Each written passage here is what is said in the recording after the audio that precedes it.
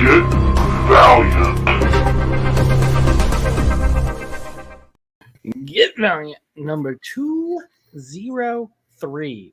Very small number, and that's great. The big 203. What's happening? Not much.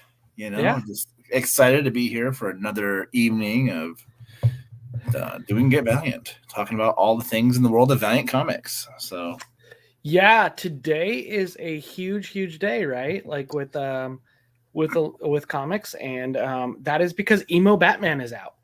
So congratulations, Emo Batman! Yeah, and I'm a huge Batman fan. I love Batman. You have a big old tattoo of Batman, but like Emo Batman, I don't know. Do you have any excitement to see the movie? It's a Batman movie, of course I do. But you know what? I'm gonna probably end up loving it because my expectations are like minuscule because of I just don't see Robert Pattinson. I think that's his name, being Batman, and so yeah, my expectations are really small. I do like the new Batmobile; that's freaking awesome. But yeah. I don't know. What about you? No plans to see it. No plans. Okay. Yeah. I just don't care. I'm just so burned out on like life in general right now. I'm just like, I'm gonna go. But you know what I am gonna do? I'm gonna go see the AEW pay-per-view at the theater with a bunch of people on Sunday. That's cool. Yeah. That's cool. what I chose to do instead of seeing Batman. Who's the main event on this one? I don't even know. I know like JW versus CM Punk. They got like some like 3 tag teams against each other. Probably someone against Hangman Page. I don't know. Hangman Page has got to be. He's the champion, and then. But I haven't been paying a ton of attention to it. Like I watched like a little bit of it from last week, and it seemed cool. That's cool. And then this week I didn't pay any attention to it, and then I had a bunch of people who were like, hey, we're all going to go to the theater and watch it and see how it is to watch it in a theater, with like That's good cool. sound. Yep. But I was like, yeah, why not? Yeah, I always see like events, and I always like, who goes to some of these events? Like, who goes and watch? Like, not knocking anybody who likes Pink Floyd, but you'll see like a thing where it's like a band like Pink Floyd, like a big classic band with a huge following, and it'd be like, come to Cinemark and watch Pink Floyd play on the screen. And you're just like, who? I would go to the theater and rewatch The Wall, to be honest. But yeah, but like. But so like I'm like I kind of want to see like what like one of these events is like. I've wanted to go for a while just to kind of see it, just to because I have that kind of like curiosity about it. Yeah. So AEW wrestling, we're gonna try it. That's cool. I'm all for that because I'm refusing to watch the other one just because they have a person on there that I just can't stand. It's like the one thing I'm a hater of. Can't stand Ronda Rousey, so that's yeah. And she's terrible. So she's really bad. She's bad. Yeah, she's so like no awkward charisma on the microphone. And, no charisma. So yeah. Anyway, it doesn't transfer over. Just CM Punk proved it the other way that it doesn't transfer over. Like Brock Lesnar. But anyway, this isn't Get Wrestling. This is Get Valiant. Yeah, and if you want to know who's really over, okay, we'll tell you who's really over in the world of Valiant. Okay. All the marks are all about Exo Manowar. They're all about Bloodshot. They're all about things that are going on in the world of Shadowman. Why are we talking about that kind of stuff? Because, hey, we got a new episode of Shadowman tonight. That's right. But last week, if we can get into it, there were 3 books that they announced. Well, we're jumping the gun on that too, actually. Are we? Yes, we are jumping the gun on that. Because before that you're right, that happened, but it's been a little bit, we haven't talked about that. We have not talked about this new Wow. Archer and Armstrong Forever rock and roll. Wow, I didn't realize that we hadn't talked about this. So it's been that long since. Oh, because you were on vacation when we were going to do an episode. Right. Wow. Yeah. So May 2022, Archer and Armstrong coming back. And if you look at this A cover, it's very reminiscent of a very classic Barry Windsor Smith cover. This one's by Bernard Chang. Not quite Barry Windsor Smith-ish, but it's still pretty good. Just don't look at the eyes. Characters a little bit different. Yeah, the eyes I can't get. I did see this one pull up, and I thought that was just a phenomenal looking cover. I love it. There's a Faith cover he did where Faith is in a room and there's lots of stuff in the background that you can kind of look at and be like, oh, like some hints of some other things that might happen. I always thought his art was so cool. But yeah, I don't have that one pulled up. Don't have it pulled up. Oh man, disappointment. But well, I've been there. I that's the next book to come out is Archer and Armstrong, and they've been away for a long time. A&A was really it. There was a one shot here and there, but I was gonna say they popped up an incursion for like 2 or 3 pages and little Faith in the Future Force, things like that. But they haven't had their duo back. And from what I gather from this creative team, they're excited for these characters, that it's going to be a fun worldly adventure, and everything you would expect from an Archer and Armstrong. I'm just glad that these two are back and get some more ridiculousness. I mean, there's so much that can be done with these ones, and that just makes me happy. Yeah, so this one is written by Steve Fox. He worked on X-Men 92. It's illustrated by Marcio Fiorito, who worked on Eternals, the 500-Year War. Colors by Alex Guimarães. Oh man, why can't I say these names? And then lettered by Hassan, who he letters everything that Valiant does. Yeah, he does. He does awesome. A great job. Yeah. Yeah. And, and in like the grand fashion of like Valiant doing creative things with their first issues, there's going to be like a burnt wood cover for like the 1 in 250 variant. Yeah. Was that something that kind of, bring you back, you whiskey drinkers and people like that, like make you think of that kind of like the big wooden crates of ale or whatever. I don't know, straight edge, just trying to run with it. Anyway, I think it's cool. You're right. Like, I do think it's great that they're back. I think they're trying something different again, and that's what's kind of been one of their bread and butters as a company for a long time. And off the shelf in the limelight again, and I'm all for it. Yeah, I mean, I've always made the comments that I love the Immortal Brothers, love Archer too. I mean, I'm just like, it's about time we got these characters back. And, I mean, like, I don't necessarily have like expectations of the series or anything like that, but I just hope it does well. I want everything to go good so that we can get more than like 4 issues, more than 6 or 8. I want to see something, Valiant. It's been a long, long time since we've had books that went past 12 issues. So it's just like, right. But I mean, you could kind of consider Rye when you call Fallen World and then Rye. But yeah, it's been a long, long time since we had past 12, right? I think Rye and Fallen World totals 12 total. So getting something more than that would be great. I know Bloodshot was right there, I think. So there's been some for a while, I just, it's obviously Cells is what's going to hold it, right? And it's they're outside of Archer and Armstrong. Everything has been kind of big maxi series in Harbinger. So hopefully it's a lot more of a run that we can have some good, true ongoings. Yeah, and I just think like these classic characters, everybody wants them, and we hear so much about how, like you hear like some parts of the fan base where they're like, we want Valiant to listen to us. We want to see more of like the classic characters. Well, here's your shot, man. Now personally, I'm not familiar with any of the creators on this. They're all new to me. I did see some sketches though from the artist. I don't have them up or anything, but like he looked like he could draw Archer and Armstrong pretty well. So I do have some hopes that at least on the artistic side, it's going to look like what I expect out of an Archer and Armstrong book. Yep. And Jim Garcia in the chat brings up the Harbinger movie news that happened. Forgive me if I don't know the director's name, but it is the director that had been tied to the director of Maze Runner. Is set to do Harbinger, or that's what the rumor has.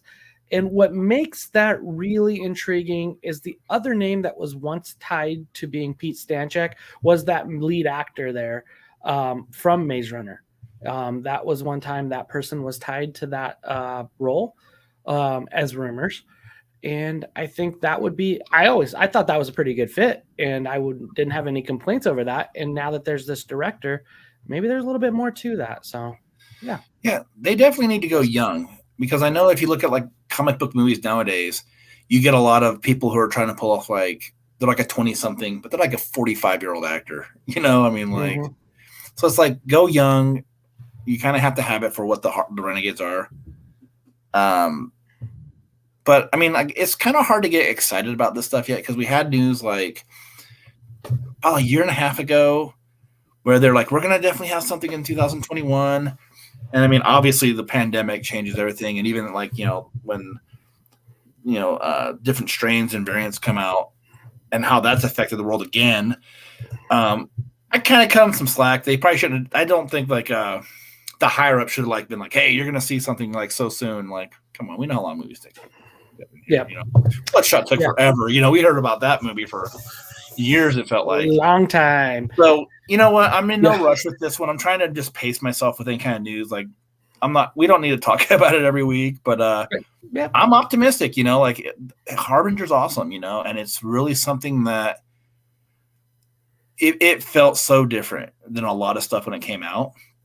Mm-hmm. So we'll just see. And speaking on that, I felt like this was a book that when Valiant came back, even, and Josh Dysart was writing it, they really elevated like what you could do with like, I felt like a character's powers. It was just so unique, and they took a great concept and made it greater.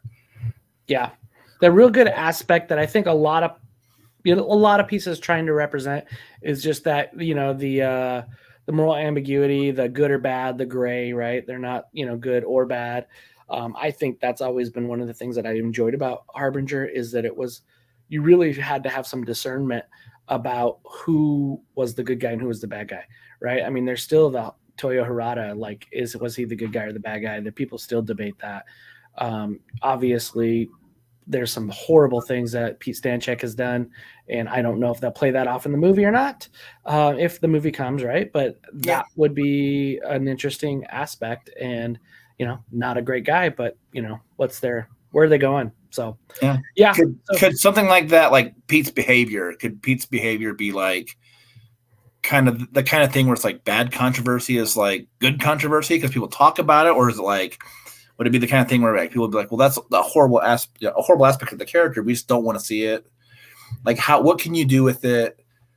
I think that's like a question, because I think like what Pete is a flawed character. He's a broken toy. You have to, and I think like to make it work, he's got to be the broken toy. That's what sets Harbinger apart. Like the characters aren't perfect. Yeah, they're not the X-Men where it's like, hey, these guys have incredible powers and everything goes right for them. And you know what? I mean, if you didn't know they were mutants, it wouldn't matter. But here it's like it's the world outside your window take. Where it's like there is like good and bad with all of it. I feel like if power corrupts totally. And I feel like if they go close to that close to that script or that play, they will they'll cut it short a little earlier. Yeah, that like it won't go as far as it did in the book. So, but yeah, all that said, that's exciting. Anytime we get some of that news, that we want to jump on it. I want to listen to it. I want to watch it. But I know how long we anticipated Bloodshot, that I'm scared to go down that road again, because it was just agonizing. So I'm going to just go on like, okay, cool. I'm not going to get as into it as I was as Bloodshot, but when it comes, I will be probably just as excited, if not more, because I didn't anticipate it as much. But I would just say get your back issues if you don't have them. Get a Harbinger 1 if you don't have it yet. But those are going back up a lot right now. So be aware. But Archer and Armstrong was announced, and then there was some other huge news, like 3 new books coming in the future: the Book of Shadows, aka Unity Dark, Cullen Bunn, and Ricardo Latina. Dude, it looks great. Dr. Mirage, Eternal Warrior, Shadowman, Punk MAMBO, and I think that's Alyssa there, right? I think.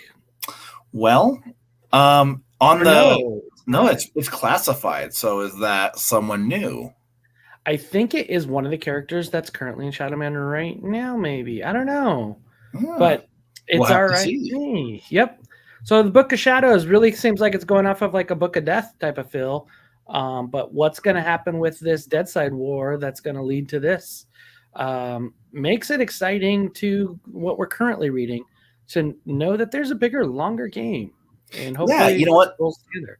Yeah, this has been like that's been one of the big complaints I've had with the way Valiant has operated the last couple of years is that you've seen actually not even just the last couple of years, like for quite a while where once a book was canceled or once the story was finished, the characters go back on the shelf. You don't know when you're going to see them again. And this one does a really great job of we know we're going to have Shadowman now after whatever happens with Deadside War. We know we're going to get some Punk MAMBO. And we're going to get Dr. Mirage. We haven't seen her for a couple years. Galad's been gone for a while. So a team book, if that's what it takes to get some of these characters back out there so we can see them and get people excited about them again, all right, let's do it. Yeah, and and that's kind of like the whole thing to this advertisement of these 3 books that I think Comic Pros they're reviewing all of this at Comics Pro. It's coming back to the continuity, the tight continuity that is Valiant, and Valiant's been away from that. Like what happens in one book's not happening in another book. There've been like separate little mini series, and they haven't tied at all. There's been other characters show up here and there, yes, absolutely, but it hasn't been, this impacted this, like I'm trying to think of the one where Quantum and Woody, the power goes out at the beginning of Harbinger Wars 2. So like that was quite entertaining to have it tie together. Something affected something. Obviously the way that Harbinger and Bloodshot rolled in to have this great original Harbinger war was fantastic. Just the way it all kind of connects, the way it all touches is what, I don't know, intrigues a lot of people to Valiant because it is that accessible universe where things matter in one book to affect another book, depending on the size and, the feature of the event that's happening. So I think that that's what this is kind of coming back to. I think that this is going to have some events of at least the Shadow story of having long-term events on other characters. So, yeah. Next would be the Return of Bloodshot with Bloodshot Unleashed. Oh, John Davis Hunt on Bloodshot. And what I love at this bottom, for mature readers only, hell yes, there needed to be a Punisher Max Bloodshot-ish whatnot. Give it to me. Blood, gore, and craziness. And yeah. Bloodshot's always kind of been like a bit of a violent book, even within like the Valiant universe. It's always been kind of a bloodier book. A lot of people getting shot. Bloodshot always healing like some gruesome injury. So they never went mature reader before. So I'm kind of curious to see like what they do if they're gonna slap that kind of title on the character. So I thought it worked very well with the Punisher. When we make that comparison, it's like, that guy, that character, when they gave him a series that was for mature readers, it really did elevate the character. I really hope that they can do the same thing here, because Bloodshot does kind of work in a world where his adventures are pretty gruesome. They're very violent. So it makes sense to give him a shot at a mature reader's book. And that cover is awesome. That John Davis Hunt image of Bloodshot firing his weapon, his face is coming apart. It's something that I think stands out. And those are the kind of covers I think that people, if they're not familiar with a character like that, they're going to see that on the shelf. They're going to definitely want to know what's going on with a book like that. Yeah.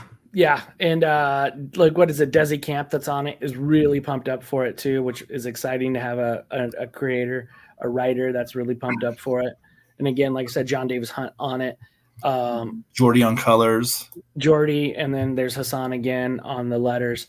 But it's really coming back to a Valiant, right?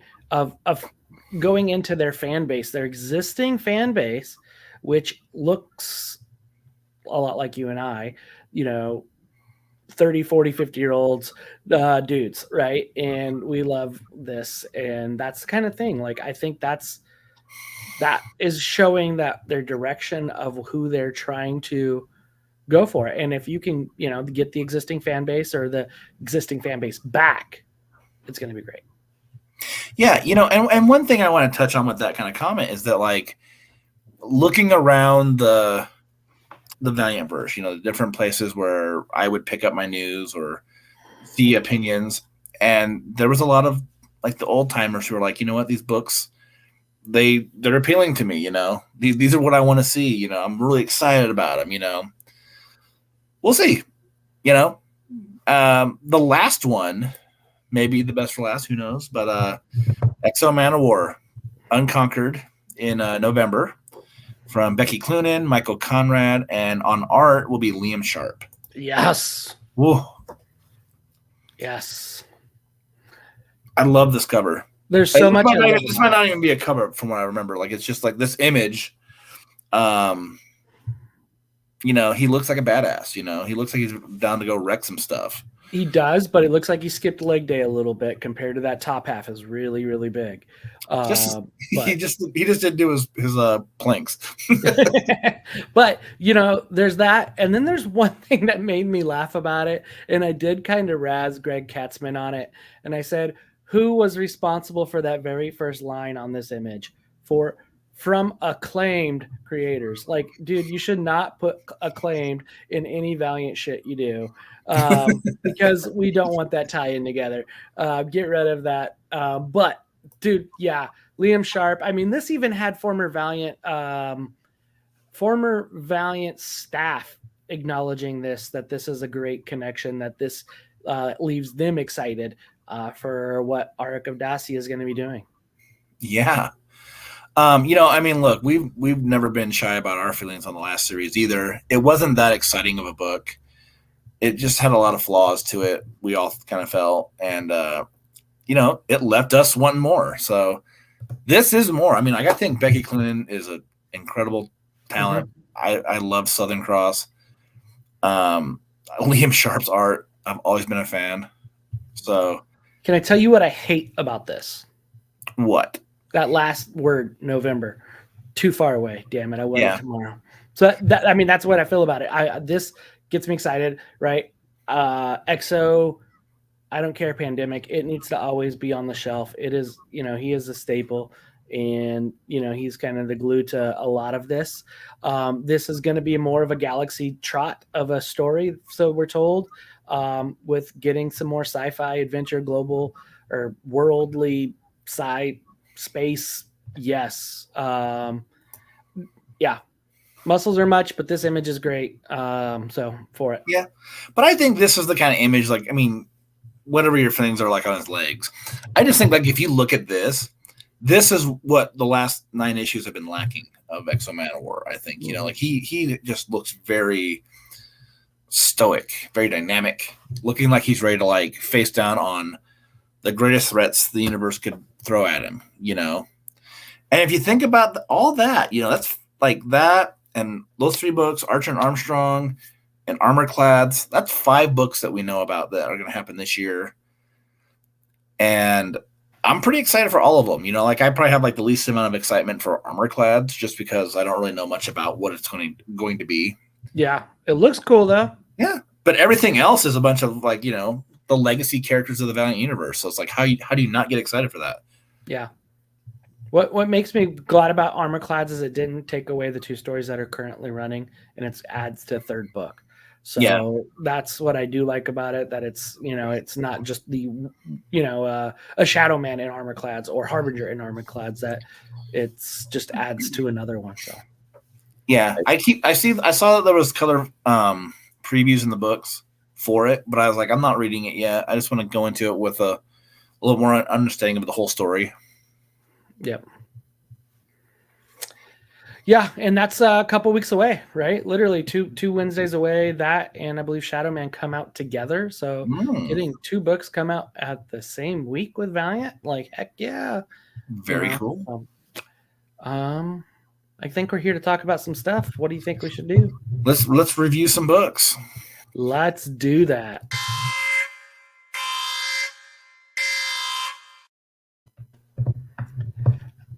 Yes, that's right. Spoiler pause.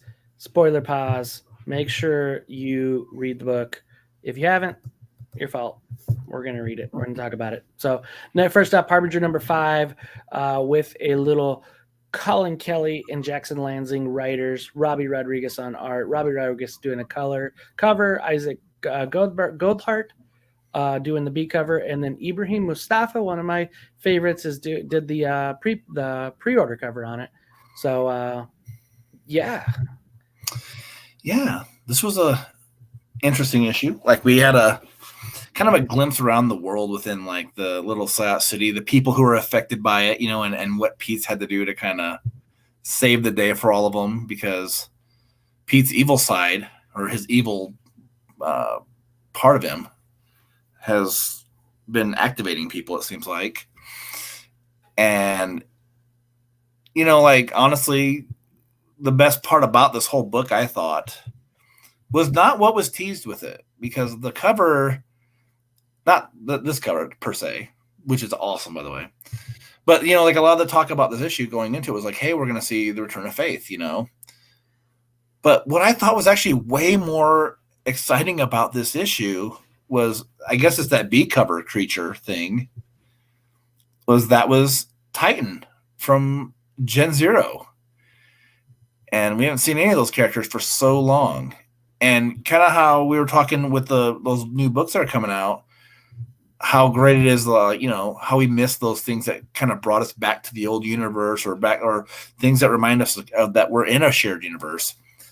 This was awesome to see, like, someone from Gen Zero. Most of those characters have been killed off. And it kind of, to me, totally overshadowed the fact that, Faith shows up, and Faith's a big part of what Harbinger is. Mm-hmm. But to me, I was like, oh, what? Like Titan? Like, that's awesome. First appeared in Bloodshot 9. Dude, yeah, Titan was one of the Project Rising Spirit, Psiots that were being raised as Gen Zero, and I agree. I love the callbacks to that, and it makes logical sense in a connected universe to have something like this happen in Psiot City, right? Just out of Chicago, whatnot. Who else is there? What else has happened? What other people that have come and gone through Harbinger or within Psiots can come and show themselves? Yeah. How big is that kind of community if we're just barely seeing him? Well, and you think about it, I mean, obviously you got to do the comparison to X-Men, right? How many X-Men damn books are there in this world? And it could be its own comic book company universe alone. It pretty much is the X-Men. Yeah. And yet Harbingers, like, there's so much, right? Remember the thousands of names from Harbinger that they got from the Harbinger Foundation, and that was part of the leak, right? That's what I like about it. That's I think that there's a lot to be connected to that.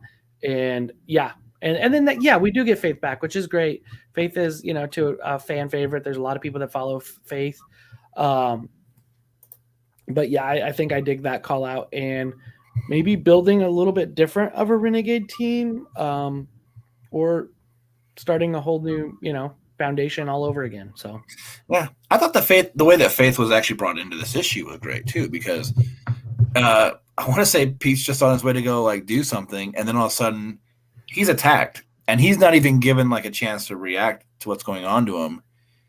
But it's Faith, she's upset that, like, there's someone out there with her friend's face, as she calls it. And but I mean, like, it was really interesting just the way that this whole thing built up, because I was expecting a huge issue of Pete and Faith reconnecting. We don't know how things have been since the last time they met, and we didn't really get that, but it wasn't necessarily bad. Like, I mean, like, I feel like in one part, like, I was a little bit disappointed because I knew that she was coming, and so I was like, oh, it's gonna be like a big Faith issue. No, but at the same time, it actually works out really well the way it is. So, right. I wasn't disappointed when I was done reading it in that. Yeah. And I love what Collin and Jackson are doing with the way it's writing too, right? It does give me some not completely, but some Dysart dialogue that was happening where it's introducing characters the way they were doing. And that I felt like that was something that I, recall back with Harbinger with Dysart that he would do. And it would just wouldn't necessarily say the powers, but it's like, here's this person. This is what's going on with them. Here's this person. Here's what's going on with them. And it also speaks a lot to Pete's powers, right? That he's able to read these people's minds. He's able to get in and kind of see what's going on with them and kind of know their story right away. And I think that's kind of one of the good things about Pete. I know it's one of the talks about how that can be so hard for him as well too. Hearing all of that, knowing all of that, that there's a lot to burden on the young man. But and the way this story just continues to move forward, and I'm been very impressed with what we got so far with Harbinger. Yeah, same here. I feel like what we were told, we've always been told, like from shows, going to conventions and stuff. It's just like, we'll bring the characters back when we have the right story to tell. And I feel like this one has been really, it's been better than like what I've expected.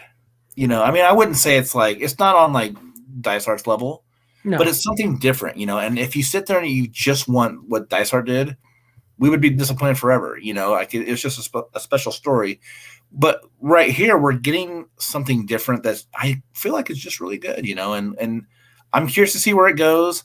I hope it stays around for a while. Probably won't, but I think like maybe the only complaints I've really had with this book, I think a little bit of like the art at times can be a little, I don't know, like not as detailed in a couple of spots, but I think maybe it might be the case of just trying to do something different with the art. Mm-hmm. I think Robbi's got a pretty clean style sometimes, but that's really about it. I think story wise, I'm just really, really impressed with it. Yeah, I do think at times Robbi's art can get busy, but I've felt like it's lended itself to the story so far. Yeah, pretty well.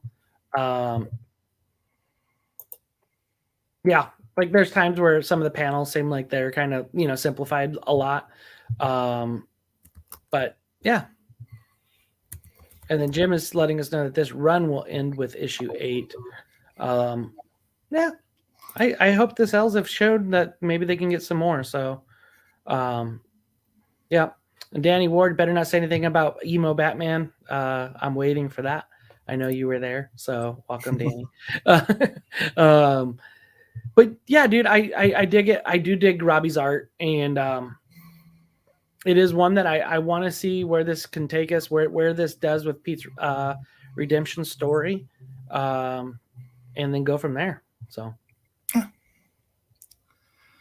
as far as like my own rating on this, I'd give it like a 4 out of 5. Really solid issue. We're not like recreating the wheel or anything, but like it's still really good. It's still really compelling. I'm drawn into it, but yeah. Just 4 out of 5. A high 4 out of 5. A high 4 out of 5. Okay. Yeah, I mean, damn. We've been on our numbers, which is crazy, because I'm going to be right there with you on a 4 too. Yeah, I'm going to be right there on 4 as well. That it's, yeah, I enjoy it. It's, a book that when we get it right away, I'm ready to read it. It's like, it's not Dysart, but it's, that's a given, but this is good.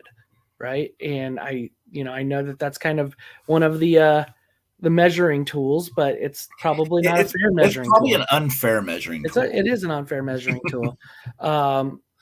Because it was a blank slate for that at that time. It was a brand new piece, plenty of time to kind of set the pieces and set the puzzle pieces. And it was a blank slate. So it is a very unfair puzzle piece, or unfair comparison, but it's really good. Yeah, score me up for this. I dig it. So yeah. Mm-hmm. And Danny, I'm not insulting Batman. I'm insulting the actor, but I really love Batman. He's my favorite. So, and then welcome David in there. Brookside in the house. So go check out David at SN SNMC, he collects a lot of books and does a lot of reviews on hot books that are coming out. So, or that not coming out, but that are hot on the seller market, buyer market. Okay. Yep. Collects lots of CGC. Good stuff. Got a good chat group too and stuff. So, all right. We got another book to talk about though, and that is Shadowman with Cullen Bunn, Pedro Andreo, John Davis Hunt doing the cover, Adam Gorham doing a cover, Pedro Andreo doing another cover, and then there was also a couple. I only got one to show, but there was a couple Punk MAMBO covers too to show on this too. So, Shadowman number 6. My favorite. Well, not my favorite of the covers was easily the A cover with Shadowman and Punk MAMBO. I was digging it really hard. Great cover image.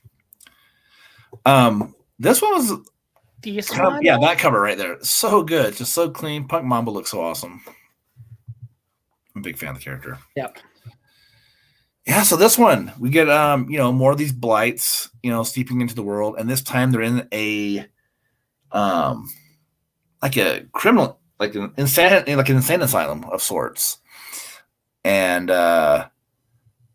there's like someone bringing people there and like fucking their bodies up somehow. I can't remember what it was exactly. But this was an interesting issue in the fact that like we got 2 different groups here. We got Shadowman, and then eventually the avatars and Punk MAMBO catch up with him. But then we get the return of a couple people too. And that's a really interesting thing about this, because you would think that with the level of what these characters were that returned, there would have been a little bit more like of a foreshadowing, maybe, or something on a cover. But yes, Master Dark and Sandria show back up, released from the Book of Solomon. Oh, hey, Josh, were we giving away something today? We were going to give something away today. Oh, okay. Good. Spoilers. I think we're giving away spoilers today. Is that what it is? Is that what we're giving away? Okay, I didn't know if it was a golden opportunity or not. I think there is a golden opportunity. I think it is. Yeah. Okay. Golden opportunity. That means put your name in the chat if you want a golden opportunity. So, golden opportunity. Cool. Yeah. Sorry about that. Just made me think about that. Yeah. Yeah, but I felt like this was an issue where there was a lot going on, because we have this like doctor in the insane asylum doing stuff. Then we get the Darks. Then we got Deadside showing up and kind of handing Jack his ass. Oh, I didn't see that cover. There you go. That's rad. What shop's that from? I think it's Cowabunga. Yeah, that's like an homage to a Adam Hughes Catwoman cover. Yep. There's a couple other, like I said, I know that there was at least one other one that I saw of, so yeah. Yeah. We like to show that stuff off, I mean, like there's so many of them, and I feel like I try to follow enough of these shops to post them in our Facebook page and our Twitter page. Sometimes I miss them, but like that's a good one. Yeah. In this image, this panel imaging right here, this is it. This is beauty, and beauty is beauty. I love this image all the way around. So, yeah. Pedro Andreo, he was discovered through Valiant, right? Wasn't he part of one of their the online panel, review? Yeah. Yeah. Yep. And so like it's been cool to see him kind of hop to another book. First he did Bloodshot, and then he's doing this one, and I really like the way he makes Shadowman's face look. Mm-hmm. Yeah. Yeah, it definitely allows some emoting and some, really getting that emotion out with him. Yeah. So yeah, I've dug that. And because sometimes, not to interrupt, yes, I apologize for the interruption, but like sometimes we get some of these artists that are so good, and then the expression is just like the same expression like the entire time. Like their mouth will be the same thing. They're like the artist on Psylords. I felt like, there's a lot of like the same face over and over and over again when we got it. And it's like, like you don't have to be as talented, but give me some more emotion in like what these people are going through.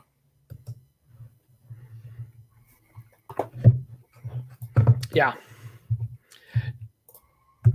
But ultimately digging it with Punk Mambo back in the mix with this too, right? And the Abettors getting Punk Mambo in, and there's a lot of Punk Mambo not wanting to get back in there. But the tie-in to the Punk Mambo story that was, 2 years ago by Collin Bunn really kind of connects it. There's some story pieces from there that are carrying over. You don't have to read it, but it helps when you read it. Because it helps you understand where Punk Mambo is coming from currently.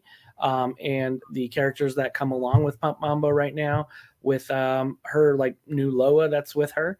I think that's something that needs to be kind of back read and reread. I need to reread it myself, but it was cool to see that connection, right? Of something that happened in a story, at least 7 issues before, right? Before Shadowman even came, that's connecting to this story. So it is tying in a bigger picture, which is Cullen's doing cool with that. And, I'm score on this. I dug this. You're really getting to see Shadowman be a badass, and you are seeing him connect with a bigger group that he's getting the backing, and you're also seeing some cool villains come about, brand new, and some that have a long history with Valiant. So the new and the old all in one. Yeah, this issue has a great ending, I think, where it's just like you kind of see what's happening with like the surrounding area around Jack, and you just see these big hulking things kind of coming out where they can't keep the Deadside back anymore, and just like the way this issue ends, like I'm really glad that like Jack is basically like powerless against Darkseid or Deadside, where he doesn't even he's not even much of a fight for her. So it's good to see that like it's a formidable villain. Hopefully it's something that can stick around. I know that like this is like a complaint I always have where it's like we get these villains and like one story arc later they're gone, but I guess it just depends on how they're used. But I feel like the way Jack's world is set up, there's reasons that make it so people come back. It all deals with death. There's reasons to bring everyone back. But honestly, my biggest takeaway from this issue was like, wow, like we got Master Dark, and there was nothing that led me to believe that they would even pop up. Right. Yeah, that was a big surprise. I mean, outside of seeing the one pre-order cover that kind of shows it a little bit, that's the but who knows if that was a past callback or whatnot. But it's really tying together really well, right? It's like the rug and the Big Lebowski. It really ties the room together, and that's what we're looking for, is stuff that ties the room together. And that's the Valiant universe, and I'm glad they're doing it within the dark world, right? We're going to get Unity Dark soon, but that's what it's about. So, yeah. Do you want to score this one first? Yeah. That way you could take my score from me, because I know it's going to be right there with me. Where the calls to what's happened before, continuing with the art, the story keeps progressing in a great way. I really am going to be, I'm enjoying the shit out of Shadowman. So I'm going to be 4.25 on this. And that's kind of what I'm liking about this book so far, all the way around. And to know that there's more to it with Book of Shadow makes me enjoy what we're getting right now even more. Yeah. I'm actually going to go a hair bit lower. I'm going to go 4 out of 5. Oh, you're 4 out of 5 all the way. Why you got to be such a downer? What's wrong? You didn't like this book? No, it's great. It's not perfect. 4 out of 5 is a great score. Yeah, it's good. I know, and like I said, like I'm really digging it. But yeah, another good week of books. Since I read both of them today. Sweet. Yeah, it was another good week of books. It was a good month of Valiant news, of excitement. When you get a touch of movie news, when you get 4 books that are coming soon announced with, characters with lots of history within Valiant, that leads for a good week right there. There was I'm not even going to mention that. Never mind. And then we got March. What are we looking at? March 22nd? March 23rd? The Harbinger number 5? Nope, sorry. March 16th, Shadowman number 7. March 23rd, Armor Clads. So some good things. Shadowman number 7, Armor Clads number 1. the 16th, 23rd, and then we got the 30th. We got Harbinger number 6. So 3 books in 1 month. That's pretty damn awesome. Yep. And then there's going to be some old like acclaimed Shadowman by Jamie Delano and Charlie Allard. That book is coming out on March 23rd. So Shadowman number 5 through 15 from the 1997 run. Yeah, how great is it to finally get a volume 2 of something like classic? Like, I think it's awesome. I'm gonna totally buy it. Put it right next to my Shadowman by Garth Ennis. Absolutely. So make it. So I guess that means that they'll probably do a smaller one just to do the. Hopefully, Danny, please get it done. The third book, the Clayton Crane book of Shadowman. Yes. Yep. I hear he's a big deal now. Yeah. Clayton Crane. He's done a couple things, right? I heard he's done a few things. Yeah. There might be delays on the trade. Yeah. Okay. I get it. So yeah. Then we're gonna get the Bloodshot Deluxe in Nick stores next week. So that's awesome. We'll get that. So we will have some fantastic things. And then Archer and Armstrong. That's a good call out there on May the 4th, which is also Star Wars Day. So yeah. Dude, there's some good books coming. There's some good stuff coming around the corner with Valiant. And that leaves the dude excited, right? Yeah. Oh, we did put in that we had golden opportunities. Did you have a hat and name and anything? I don't. You know what we're gonna do? I can't see the Facebook chat. I do want to thank everybody for watching, but we're gonna do this. We're gonna draw the numbers at our next show. So with your name. So if you're watching this in recording, so not just the live people are going to get this, put your name in the comments below of whatever source you're watching it, YouTube or Facebook, and we'll get your name in the chat. Yep. And we'll have you on. Yeah, we'll draw the name live at our next episode. Yep. Cool. That sounds good. So put your name in the chat. We got some people in here. I do see some people in here with David and Tim Ford and Scott he's over at Twitch today. I was wondering where Scott was. I didn't see him in our YouTube. Yeah, Scott's over here on Twitch. So hi, Scott. And, got some stuff there with that. So getting the Twitch going on. And then we got Jim Garcia who joined us earlier and Jason Adams. So any of you who want to get on that after the fact, put your name in the comments and we can get you going and get Danny Ward. Yeah, I hope Danny wins too. It'll be easy for her to mail that out. It'll be easy. So, but yeah, put your name in the comments and get in on some cool Valiant stuff.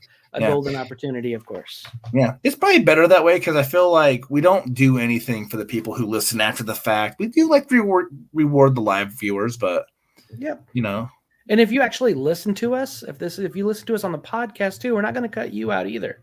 Yeah. So make sure you comment over on our Get Valiant Facebook page under the announcement of this video.